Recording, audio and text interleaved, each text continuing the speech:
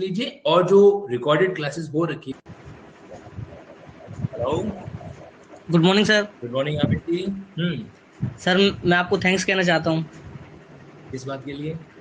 Sir आपने students की help की वहाँ पे जोधपुर में सर, क्योंकि सर रियली में टीचर्स हेल्प नहीं करते हैं। तो सर आपका जो ये स्टेप था ये मुझे बहुत पसंद आया।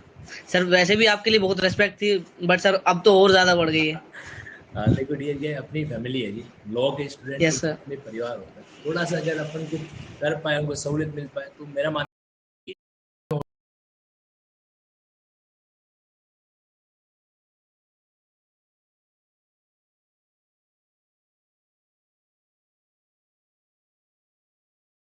आपको समझ में नहीं आया तो आपके चाबी आपके हाथ में है। मतलब आप एक बार जो है उस क्लास को वापस क्या देख सकते हैं, रिकॉर्डेड फॉर्मेट में देख ही सकते हैं। एक बार क्या 10 बार देख सकते हैं इनफैक्ट। बट फिर भी मेरा ये आपसे कहना है, गुजारिश है कि आप उसको जरूर देखें। भाई ऑफलाइन और ऑनलाइन का यही तो अंतर है ना। आप ऑफलाइन में गुरुजी का कोई रिकॉर्डिंग बटन तो है नहीं कि घुमाओगे और गुरुजी वापस बोलना शुरू कर देंगे। लेकिन ऑनलाइन में आपके पास ऑप्शन है, तो उस ऑप्शन का भरपूर इस्तेमाल करो, है ना। इससे क्या होगा, इससे ऐसा हो ना, नहीं देखा, नहीं मैंने खुद पढ़ा था। देखो अनुषु जी, ये तो गलत बात है। फिर जहां तो मैं बड़े ही आपको मतलब स्नेह से डांट लगाना चाहूंगा। हमारे पास जब सुविधा है तो हमें उसका इस्तेमाल करना चाहिए। अभी पता है क्या है, अभी उस चीज को मैं वापस पूरा रिपीट तो कर लूंगा, कोई दिक्कत नहीं है। लेकिन उससे हमारा वो समय चला जाएगा जिस समय के अंदर हम वो दूसरी चीज कर सकते हैं। और हमारे उठाना चाहिए। ओके, अपने पास रिकॉर्डेड। तो आज मुद्दा आ गया तो मैं इसको रिपीट कर देता हूं, लेकिन आगे से आप सभी लोगों से मेरी गुजारिश है, आप ये जरूर देखिएगा, ताकि फिर आपको ये बात अच्छे से दिक्कत नहीं करेगी। ठीक है ना। देखो संविधान के अंदर क्या करना होता है, चेंजेस करने होता है। क्योंकि कोई भी चीज आप फिक्स तो लेके चल नहीं सकते ना। आप सोचो दादा परदादा के जमाने के टाइम अगर आपको आज भी लागू करने के कहा जाता तो क्या होता, तो थोड़ा सा दिक्कत आता कि नहीं आता, ऑब्वियस सी बात है। इसलिए हमारा संविधान जो है वो दो तरह का नेचर रखता है। एक तरह का नेचर तो है कि रिजिड है, यानी कि कठोर है, आप वो आसानी से उसको बदल नहीं सकते। और एक ये है कि फ्लेक्सिबल है। कैसा है? फ्लेक्सिबल है, यानी कि लचीला है, जहां पर आप चेंजेस कर सकते हो। तो ये जो इसकी फ्लेक्सिबिलिटी का जो प्रोविजन है ना, इसी के तहत, फ्लेक्सिबिलिटी की फीचर के तहत ये चीज आती है जिसको क्या बोलते हैं अपन, अमेंडमेंट बोलते हैं, यानी कि संशोधन कहा जाता है। अब ये अमेंडमेंट जो है हमारे पास संविधान में दो तरीके की मेजर कैटेगरी में कवर होता है।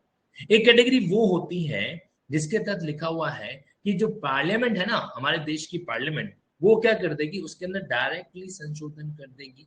और वो संशोधन का किसी तरीके से कोई भी संबंध आर्टिकल 368 से नहीं होगा। मतलब आप उसमें चेंजेस करोगे और उस आर्टिकल में चेंज हो जाएगा। इसका एग्जाम्पल भी हम लोगों ने देखा था। नए राज्यों को जोड़ना, न्यू स्टेट फॉर्म करना, किसी स्टेट का ऑल्ट्रेशन करना, उसकी बाउंड्री में चेंजेस करना, तो वो आपके इसके अंदर कवरेज हो जाता है। नंबर वन बात। दूसरा चीज होता है जिसको बोलते हैं अपन 368 का अमेंडमेंट। 368 आपके संविधान के अंदर पार्ट 20 के अंदर आने वाला एक आर्टिकल है, आर्टिकल 368। इस आर्टिकल 368 में क्या होता है, दो तरह की चीजें होती है। पहली चीज तो होती है कि पार्लियामेंट ओनली, पार्लियामेंट खुद ही अपने स्तर पर चेंजेस कर ले। और दूसरी होती है पार्लियामेंट प्लस स्टेट लेजिस्लेशन, है ना। ये दोनों मिलकर उसमें क्या करता है, चेंजेस है जो करता है। ऑब्वियस सी बात है कि ये जो प्रोसेस है, ये जो प्रक्रिया, ये थोड़ी सी ज्यादा डिफिकल्ट है। ये आसान है, उसके बाद ये आसान है, और ये जो है वो सबसे ज्यादा मुश्किल है ना। और फिर मैंने आपको इसी के तहत एग्जाम्पल दिया था। भाई क्या होता है संशोधन करने का मतलब, क्या हुआ, आप अमेंडमेंट जो है किसी भी लैंग्वेज को चेंज करना चाह रहे हो, उसको काट के दूसरी जगह दूसरी लैंग्वेज लिखना चाह रहे हो, तो आपको इस बात को क्या करना पड़ता है, अप्रूव कराना पड़ता है। कहां से अप्रूव कराना पड़ेगा? पार्लियामेंट से। और पार्लियामेंट अप्रूव कैसे करेगी? अब पार्लियामेंट कोई अमरीश पुरी तो है नहीं, बोले कि जा सिमरन जी ले अपनी जिंदगी और जाओ कर लो संविधान संशोधन, ऐसे तो है नहीं। तो पार्लियामेंट क्या करती है, पार्लियामेंट एक रिजोल्यूशन की प्रक्रिया को अपनाती है।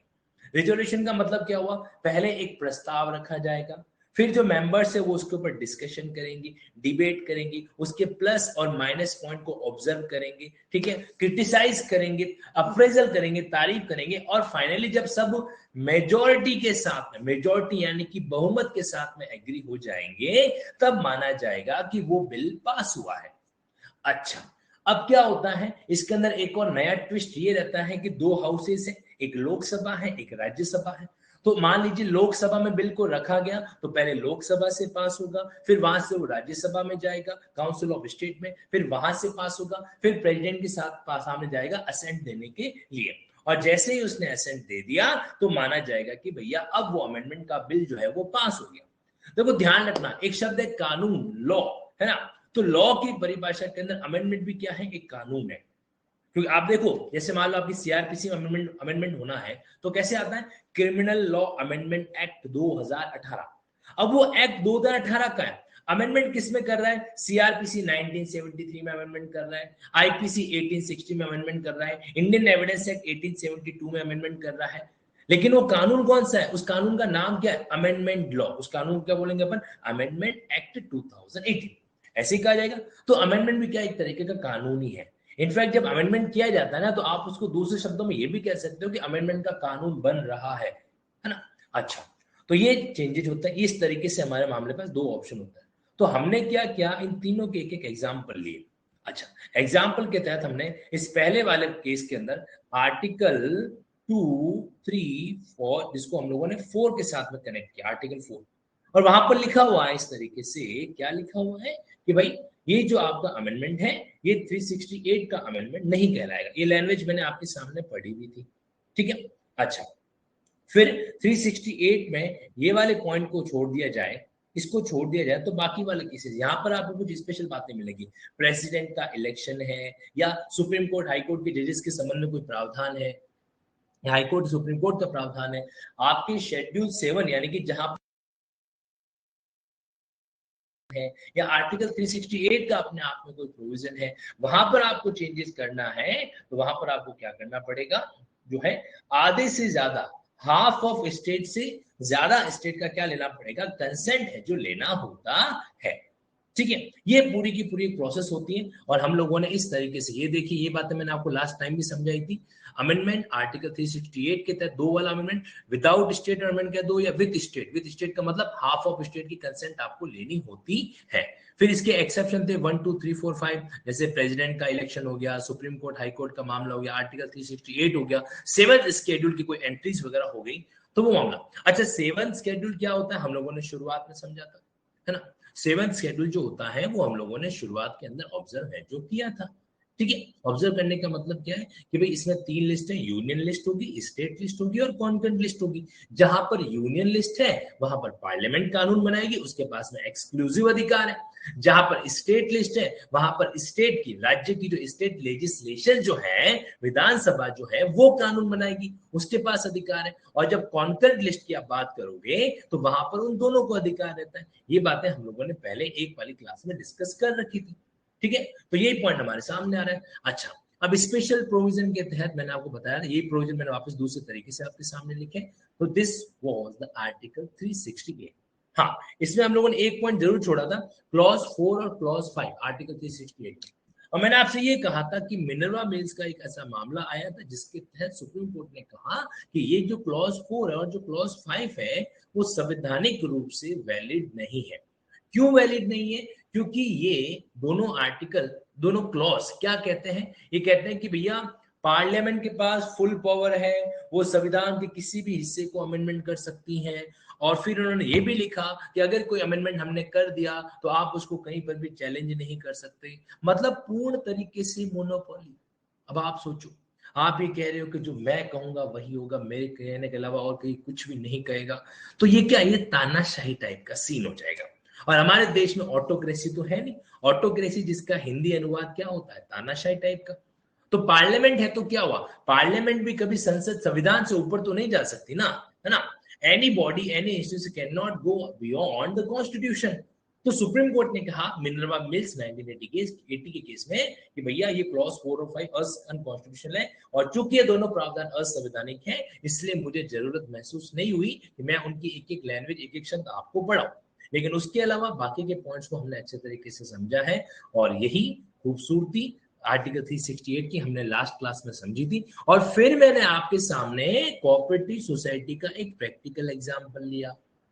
रिसेंट के अंदर जो है यूनियन वर्सेस राजेंद्र के मामले में क्या हुआ, देखो एक हम लोग थोड़ी अंडरस्टैंडिंग क्रिएट करते हैं, ठीक है, तैयार हो जाओ। आज के बाद आज के बाद मैं एक एग्जांपल देता हूं आपको। मैं मेरा कल का ही एक्सपीरियंस आप सुन लीजिए। कल जब आरटीएस मेंस का एग्जाम था तो कैंडिडेट्स तो अंदर एग्जाम दे रहे थे, बाहर उनके पेरेंट्स बैठे थे हॉल के अंदर, तो उनके साथ गुफ्तगू चल रही थी। गुफ्तगू उर्दू का शब्द, इसका मतलब होता है बातचीत करना, ठीक है। चलो, तो यहाँ पर अब इसके बाद एक और वर्ड आपको याद कर दो, वो भी याद कर लो, गुफ्तगू। अगर पति पत्नी के बीच में वैवाहिक जीवन के दौरान जो गुफ्तगू होती है ना, वो प्रिविलेज्ड है। उसको कभी भी कोर्ट में बाउंड नहीं किया जा सकता कि बताओ तुम तुम्हारी पत्नी के साथ क्या बात कर रहे थे, है ना, तुम तुम्हारे पति के साथ क्या बातचीत किया था वगैरह। तो आपको बाहर वहां पे कोर्ट में गवाही देने के लिए मजबूर नहीं किया जा सकता। तो 122 की गुफ्तगू क्या याद रखोगे? 122 की गुफ्तगू याद रख लोगे ना, ठीक है। सर आपने अभी तक एविडेंस लॉ तो पढ़ाया ही नहीं। अरे नहीं पढ़ाया, अगर आपको एडवांस में याद हो रहा है तो कोई साइड इफेक्ट हो रहा है क्या? कोई एलर्जेटिक इफेक्ट आ रहा है? फुंसी निकल रही है इधर उधर से? नहीं ना, तो याद कर लो, फिर क्या दिक्कत है? देखो, जो चीजें हंसी मजाक में याद हो जाती, लेट इट बी।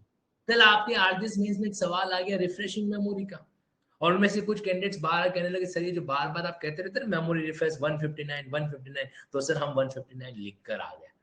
मैंने कहा बोलो चक दे फट्टे। तो इसी बहाने आपके साथ भी ऐसा होगा, है ना, इसी बहाने आपके साथ भी ऐसा होगा, इसी साथ साथ याद करो। तो 122 की गुफ्तगू का मतलब क्या होता है? पति पत्नी के बीच में जो संवाद होता है, जो कम्युनिकेशन होता है, उसको आप कोर्ट में टेस्टिमोनी देने के लिए बाउंड नहीं कर सकते। बराबर छे? परफेक्टली। अच्छा, अब आ जाओ। अरे गुप्तू नहीं होता है, गुफ्तगू। पूरा बोलो रिचा जी, अभी तक सीखा, मतलब सिखाना पड़ेगा अलग से, उर्दू की क्लास ले क्या? वापिस आ जाओ। तो मेन मुद्दा हमारा जो बातचीत का चल रहा था, तो कल क्या हुआ कि वहां पर उनके पेरेंट्स के साथ में जो है डिस्कशन चल रहा था, गुफ्तगू चल रही थी, इसको अंग्रेजी में बोलते हैं कम्युनिकेशन चल रहा था। तो उनमें से कईयों के पेरेंट्स जो है वो क्या थे? एडवोकेट थे, वकील थे, ठीक है। अच्छा, तो एडवोकेट वगैरह थे, तो उनके साथ में जब बातचीत की तो कई बातों को हमें जानकारी मिलती हुई, कुछ चीजें बहुत विशेष रूप से हमको ध्यान रखनी होती है। तो अब उन एडवोकेट्स ने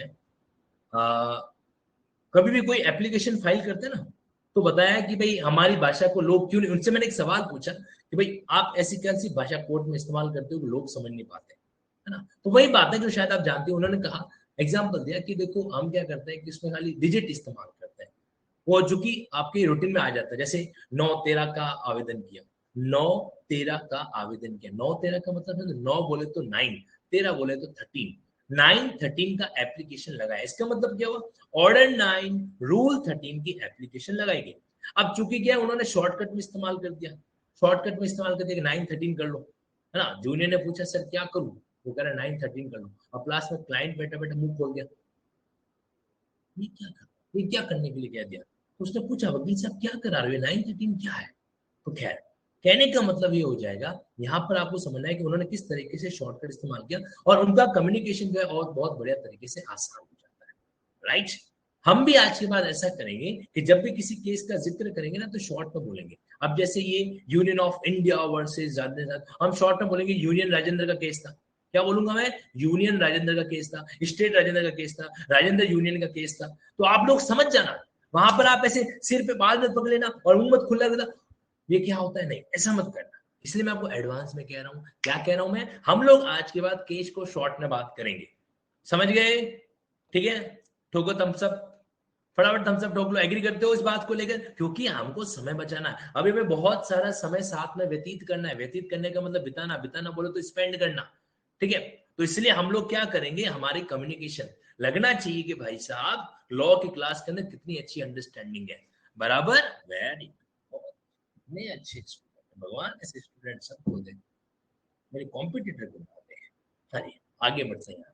तो ये वाला मामला हमारे सामने आता है। तो यूनियन राजेंद्र के केस में क्या हुआ, कोऑपरेटिव सोसाइटी का मैटर आया था आर्टिकल 43 बी के अकॉर्डिंग, है ना, आर्टिकल 43 बी के अकॉर्डिंग, ठीक है। और वहां पर हम लोगों ने इस पॉइंट को पूरा पूरा ऑब्जर्व किया, पार्ट 9 बी के साथ में कनेक्ट किया, और ओवरऑल कोऑपरेटिव सोसाइटी का जो प्रोविजन था वो अनकॉन्स्टिट्यूशनल, पार्शियल अनकॉन्स्टिट्यूशनल क्यों हुआ, इसका पूरा फंडा हम लोगों ने समझा था, ठीक है। तो आप में से किसी एक कैंडिडेट से मैं पूछ रहा हूँ, आप में से एक कैंडिडेट से मैं पूछ रहा हूँ, मुझे बताओ ये केस था क्या, कोऑपरेटिव सोसाइटी का मामला था क्या? कौन बताएगा? रेज हैंड करो फटाफट, कौन बताएगा? ये लास्ट क्लास में जो हम लोगों ने कोऑपरेटिव सोसाइटी का फंडा पढ़ा था, इस केस में क्या हुआ था, कौन बताएगा? Shashi, okay, Shashi ji, I'm inviting you to let us know what happened actually in the case of Union Rajendra. Yes, sir. Audible? Yes, audible. From where you belong? Sir, Maharashtra. Maharashtra. Okay. Yes, Shashi ji बताएं. Sir, actually, according to concurrent list में actually ये मुद्दा आया था कि ये जो भी point है स्टेट कोऑपरेटिव सोसाइटी के रिगार्डिंग यहाँ पे मैं उन्होंने आपको बीच में रोक रहा हूँ. जी आंखें बंद करो, जो मैं कह रहा हूँ उसको सुन लो. अभी जी आप जो है इंटरव्यू के अंदर बैठे हो, ठीक है, और आपके जी सामने 3 मेंबर्स बैठे हैं. उनका सवाल ये था, जो सवाल मैंने आपसे पूछा कि राजेंद्र यूनियन वाले केस में ऐसा क्या हो गया कि हमको संविधान में से पार्ट 9B को असंवैधानिक घोषित करना पड़ गया. अब बताएं. अब आपका आंसर उस तरीके से आना चाहिए, प्लीज. सर एक्चुअली इस मैटर में ऐसा हुआ था कि उनको जो sorry sir just a minute इस मैटर में ऐसा हुआ था कि उनको जो अमेंडमेंट था वो उनको विद स्टेट के अकॉर्डिंग जाना चाहिए था, बट वो अकॉर्डिंग टू विदाउट स्टेट चले गए थे मिस्टेकली, और इसके वजह से उसको पार्शियली उन्होंने वॉइड डिक्लेयर कर दिया था. तो फिर उन्होंने बोला था कि जो मल्टी कोऑपरेटिव सोसाइटीज जो रहेंगे उनके उनके लिमिट तक ही वो वैलिड रहेगा, और एल्स वो वॉइड डिक्लेयर कर दिया उन्होंने. You are going ahead with the Maharashtra judiciary, right? Yes sir. So I'm expecting you to answer must be in English only, or in the Marathi तो मुझे आती नहीं है, but at least you would try the English. Yes sir, but actually probably you most probably speak in Hindi, so I was thinking कि I should go with Hindi only. Sir बेचारे Hindi medium के, कहाँ उनको समझ में आएगा, इसलिए मैं भी. No sir, it was not like that, but actually Now the way listen of the answer. Now listen the answer and focus it. अगर आपकी जगह मैं होता तो मैं इसका आंसर इंटरव्यू कुछ इस तरीके देता कि sir, in case of amendment as regards to the concurrent list, there is a requirement as to state ratification in Article 368. While passing the 97th amendment, constitutional amendment, our parliament has left this special requirement regarding state ratification, and later in the case of Union versus Rajendra, the Supreme Court realized that it was a grave mistake, as it is a inbuilt requirement under Article 360 and which was not compliant. Hence, they have partially declared the article the part 9B as unconstitutional because it is not under the fulfillment requirement of Article 368.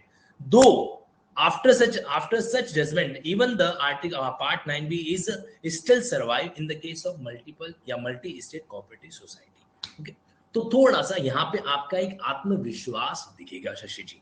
Okay, और interview के अंदर देखो क्या होता है, कहीं कहा जाता है कि थोड़ा गड़बड़ जाला होता है, तो बाकी का जो ईमानदारी वाला पोर्शन है वहां पर वो कैंडिडेट सर्वाइव. आगे बढ़ते हैं. यहाँ पर लैंग्वेज बैरियर होता है क्या? That's matter dear, that's matter. Okay, हम जैसे महाराष्ट्र का एग्जाम दे रहे थे, that's why I told her. लेकिन ऐसा नहीं कि अच्छी बात है, that's good thing. Okay, let move ahead. अब आगे बढ़ते हैं यहाँ पर हमारे नेक्स्ट पॉइंट पर. देखिए, ऐसा है कि आज हमारा जो मुद्दा है वो है यूनियन की स्ट्रक्चर का बर्ड व्यू लेना. यूनियन यानी कि आपके संघ, आप इसको शॉर्टकट में ये भी कह सकते हो, that is the central government. But याद रखना, आप एक्चुअल में इसको सेंट्रल गवर्नमेंट कायदे से नहीं कह सकते. अगर हम प्रॉपरली वे में जाएं तो इसको हम क्या नहीं कह सकते. अब अनुश्री जी क्या हो गया, क्या क्वेश्चन मार्क, बर्ड व्यू का मतलब आपको नहीं पता है क्या है जी? आपने कमेंट बॉक्स में बर्ड व्यू, आपको बर्ड व्यू का मतलब नहीं पता. बर्ड व्यू का मतलब होता है बेसिक जानकारी है जी. यहाँ पे भी क्वेश्चन मार्क लगाओगे, ऐसे कैसे चलेगा? हर जगह पे डाउट नहीं लगाना है, नहीं, समझो. ओके, आप ऑफलाइन क्लास में इस तरह से एक बात सवाल, सभी लोगों के लिए ये नियम भी मैं खुद ही दूंगा कि यूनियन को सेंट्रल गवर्नमेंट कहना ठीक है क्या? मतलब हमारे संविधान में सेंट्रल गवर्नमेंट वर्ड क्यों नहीं इस्तेमाल किया? Why union? तो इसका आंसर सुन लो. देखो, ऐसा है कि सेंट्रल गवर्नमेंट अगर आप शब्द इस्तेमाल करते हो ना, तो इसका मतलब तो क्या है? Ruling party. एक तरीके से क्या हो जाएगी? Ruling party. अब इसमें अपोजिशन शामिल नहीं होता है. अगर आप वर्ड इस्तेमाल करोगे रूलिंग पार्टी, तो इसमें अपोजिशन आपका शामिल जो है वो नहीं होता है. सबसे बड़ा अंतर यहां पर है ये. ठीक है, तो यहां पर कहने का मतलब मोदी जी की सरकार. अगर मैं यहां पर कहूं सेंट्रल गवर्नमेंट क्या है, तुम प्रधानमंत्री हमारे नरेंद्र मोदी जी की सरकार, वो कहा जाएगा. लेकिन आप यहाँ पर जो है कांग्रेस के पार्ट को इग्नोर करना पड़ेगा आपको, बाकी के जो एमएलए एमपी वगैरह है उनको इग्नोर करना पड़ेगा. जबकि एक तो ये अंतर रहा आपका सबसे बड़ा. यूनियन के अंदर क्या होता है? यूनियन के अंदर सबसे बड़ा एलिमेंट होता है पार्लियामेंट. सबसे बड़ा एलिमेंट क्या होता है? यूनियन का मतलब अपने आप में पार्लियामेंट के अंदर भी मामला भी शामिल है। और पार्लियामेंट के अंदर क्या आता है? पार्लियामेंट के अंदर आते हैं ऑल एमपीज। पार्लियामेंट में कौन आएंगे? ऑल एमपीज आते हैं। ठीक है, तो पहली बात तो यहाँ पर ये कि ये सबसे बड़ा रीजन हो गया कि यहाँ पर आप इसको यूनियन को कभी भी सेंट्रल गवर्नमेंट के नाम से संबोधित नहीं कर सकते। ठीक है, अगर कहा जाए कि कानून किसने बनाया है, तो कानून सेंट्रल गवर्नमेंट ने बनाया है, ये कहना उचित नहीं है। ठीक है, ये कहना उचित नहीं है, क्योंकि कानून सेंट्रल गवर्नमेंट ने, कानून जो है पार्लियामेंट ने बनाया, और पार्लियामेंट जो है यूनियन का एक इंडिस्पेंसिबल, इंडिस्पेंसिबल का मतलब होता है अभिन्न जो है वहां पर क्या है, वो अंग है। ओके, इंडिस्पेंसिबल ऑर्गन है कौन? पार्लियामेंट। इसलिए याद रखना, never ever say that union equal to parliament. ठीक है, तो एक तो ये पॉइंट आई होप आपको समझ में आ गया। ये मैंने आपको लॉजिक बताया सीधा सा, इसके अंदर आप इस चीज को समझ पाएंगे। ठीक है, opposition is not the part of union, not the part of central government, sorry, but in the union term we include parliament, further we include the executive. Actually union का मतलब होता है दो लोग। यूनियन का मतलब क्या होता है? दो तरह के कैटेगरी पर्सन, एक तो पार्लियामेंट आ जाएगा और एक एग्जीक्यूटिव आ जाएगा। एग्जीक्यूटिव कौन सी? यूनियन वाले।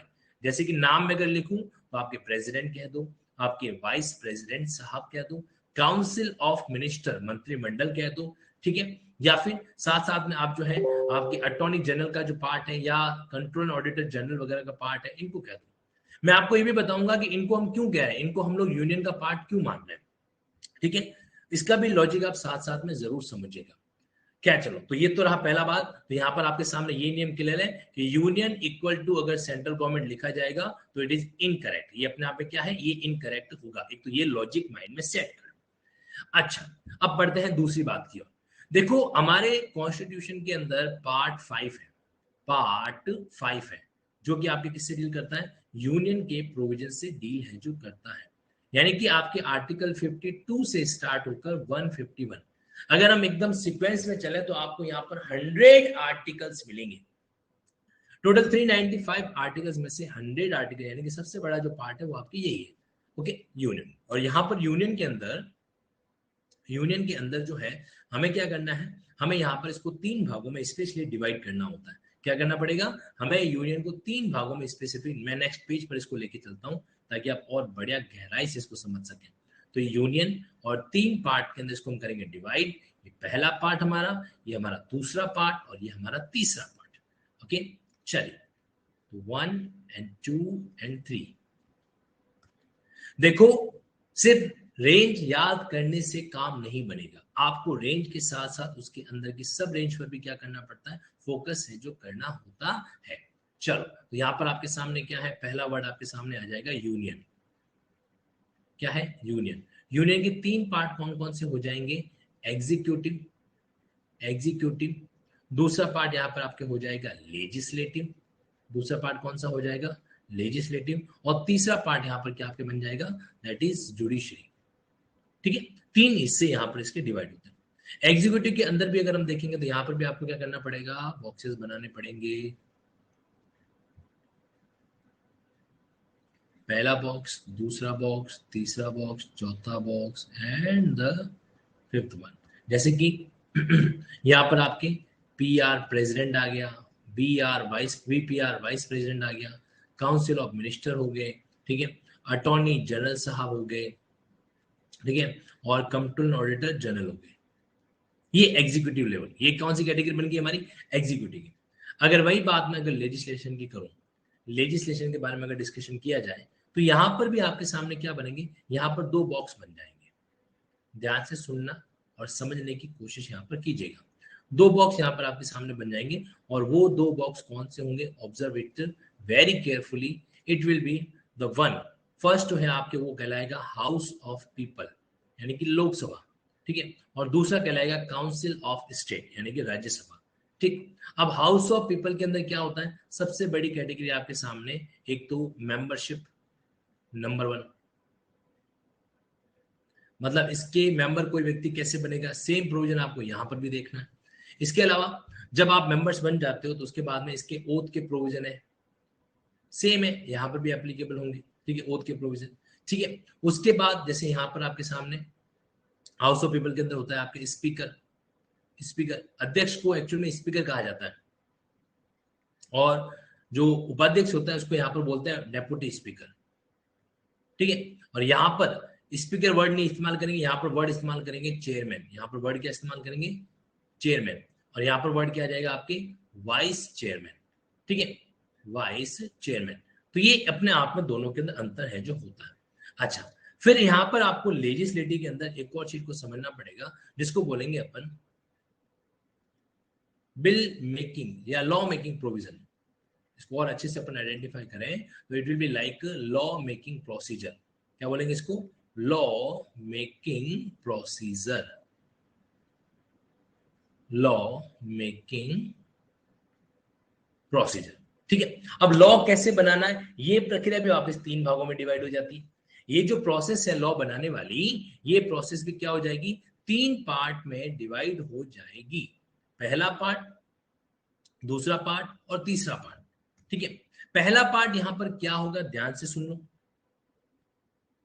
इसको कहा जाएगा ऑर्डिनरी बिल, सामान्य बिल, ऑर्डिनरी बिल, ठीक है। दूसरा जो पार्ट होगा वो आपके कहलाएगा मनी बिल।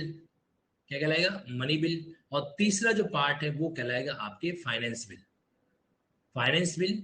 अब फाइनेंस बिल के अंदर other than money bill, other than money bill, क्योंकि एक्चुअल में क्या होता है कि मनी बिल भी एक तरह का फाइनेंस बिल है। फाइनेंस का मतलब होता है वित्त, फाइनेंस वित्तीय बिल, वित्तीय कोई भी तरह का, मान लीजिए आप कानून लाना चाह रहे हो तो 3 तरह की लॉ मेकिंग प्रोसीजर होती है, पहली, दूसरी और तीसरी। तो आप लोग एक्चुअल में जो समझोगे ना वो क्या समझोगे,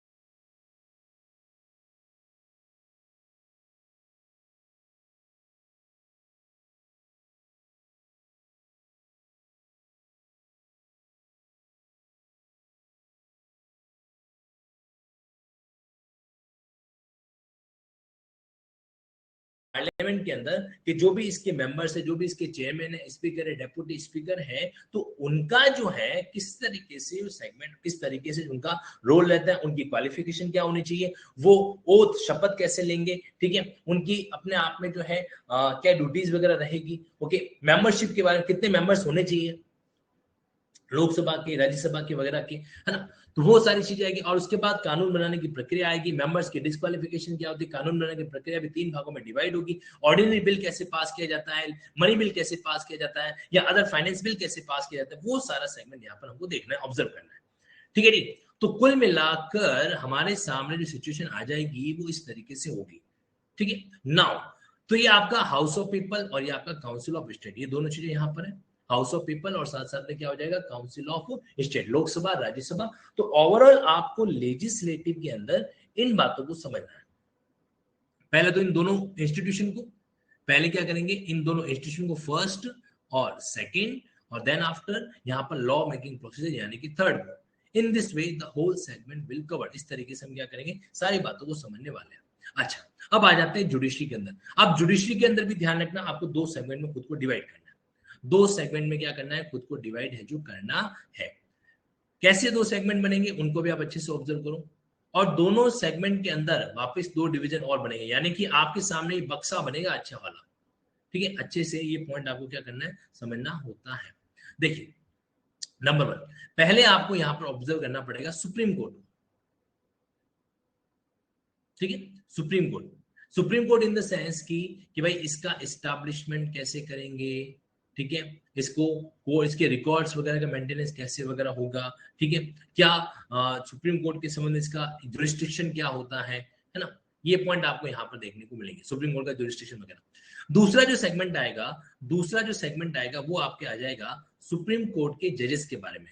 सुप्रीम कोर्ट के जज जो है वो, उनको अपॉइंट कैसे किया जाएगा, नंबर 1, उनको ओथ कैसे दिलाई जाएगी, ठीक है, उनको रिमूव कैसे किया जा सकता है, ठीक है, ये प्रोविजन हमारे सामने रहेगा एक्सेट्रा।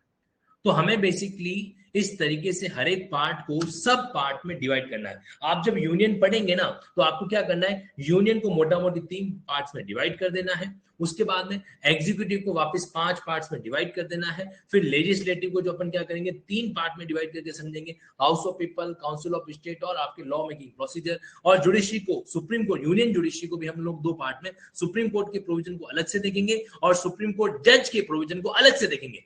वापिस सुन लो, सुप्रीम कोर्ट के प्रोविजन को अलग से देखेंगे और सुप्रीम कोर्ट के जज के प्रोविजन को अलग से देखेंगे, ठीक है जी। तो ये हमारा ओवरऑल क्या रहेगा, इस तरीके से स्ट्रक्चर है जो रहेगा, ठीक है। तो इसको बोलते हैं अपन बर्ड व्यू। इसको क्या बोलते हैं कि भाई यूनियन का बर्ड व्यू कैसे रहेगा, तो ये that will be the structure, okay. इस स्ट्रक्चर हमको क्या करना है, सारी चीजों को अच्छे से समझना है। अच्छा, अब देखो क्या होगा, ये पहली बात तो ये डायग्राम तो आपको बनाना ही बनाना, इस बात में कोई दोहरा है ही नहीं, लेकिन साथ ही साथ में आपको कोशिश ये भी करनी कि आप इसके आर्टिकल को भी मेंशन करें। वो कैसे होगा, देखो आप यूनियन निकालो, यूनियन का आर्टिकल 52 निकालो आप। मैं आपको एक छोटा सा टास्क दे रहा हूं और वो टास्क आपको क्या करना है, कंप्लीट है जो करना है। शशि जी बहुत ही एडवांस जा रहे हो सर, 10 10 2 4 हमारा फॉर्मूला हमारे ऊपर ही अप्लाई करोगे, रुक जाओ, पहले अपन बेसिक बातें कर ले, फिर उसके ऊपर आ जाते हैं। हाँ जी सर, रिकॉर्ड्स क्या हो गया, अच्छा रिकॉर्ड्स लिखा हुआ है, हाँ सर ये समझ में नहीं आया। जिनको समझ में नहीं आया है मेरी हैंडराइटिंग, तो वो कर लो एक तकल्लुफ। तकल्लुफ का मतलब था थोड़ी तकलीफ, थोड़ी सी बाधा, थोड़ी सी परेशानी, थोड़ा सा सफरिंग ले लो और आप अपने कॉन्स्टिट्यूशन के बेरेट के अंदर सब हेडिंग को ढूंढना, सब हेडिंग को ढूंढना, और ये गाना गाते हुए ढूंढना कि जिसे ढूंढता हूं मैं हर गली वो कहीं नहीं मुझे मिली। ये ढूंढते हुए आप जाके जाओगे तो संविधान के अंदर ये बातें आपको मिल जाएगी। नहीं समझे, समझ जाओगे। चलो अब आप एक बार आर्टिकल 52 निकालो। 52 निकाला, देखो सर क्लास लगा लो how to understand the handwriting, यही दिन बचे हैं, यही दिन बचे हैं, है ना, क्लास लगा लो how to understand the handwriting. चलो आगे, इस सुझाव के लिए आपको दंडित किया जाएगा, आपको पनिशमेंट दी जाएगी।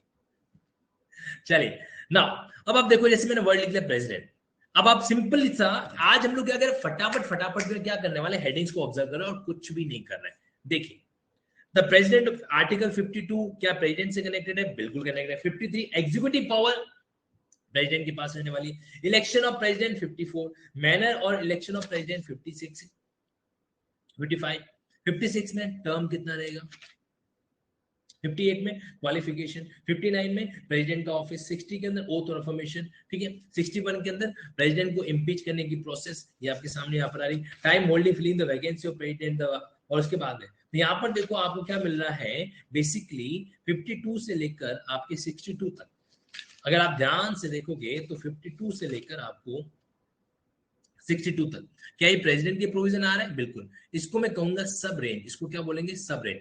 हाँ जी, देख लिए कर से पसंद करते वाले बच्चे, अच्छा ठीक है, आपके डायलॉग कुछ मेरे ऊपर से ही जाएंगे। उसके बाद आप वाइस प्रेसिडेंट देखो, 63 से लेकर, जब आप किसी पॉइंट को पढ़ोगे तो वाइस प्रेसिडेंट में एक्स ऑफिशियो चेयरमैन माना जाएगा, 65, 66, 67, 68, 69 है ना, 70 वगैरह, तो ये सारे प्रोविजन हमें क्या बताने वाले हैं, वाइस प्रेसिडेंट। अब 71 जो है आपका प्रेसिडेंट और वाइस प्रेसिडेंट दोनों के बारे में लागू होता है, ठीक है।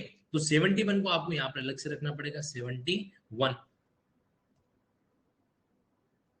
लेकिन जो इससे पहले वाले प्रावधान है 63 से 70, ये तो पूरा का पूरा इसी से कनेक्ट हो रहा है, ये तो पूरा का पूरा इसी के साथ में क्या हो रहा है, कनेक्ट है, जो हो रहा है, ठीक है। फिर power of president to grant pardon, तो आप 72 को भी प्रेसिडेंट के अंदर रखोगे, ठीक है। फिर उसके बाद में extent of executive power of the union, ये जनरल प्रोविजन है, इसको अलग रखो, 73।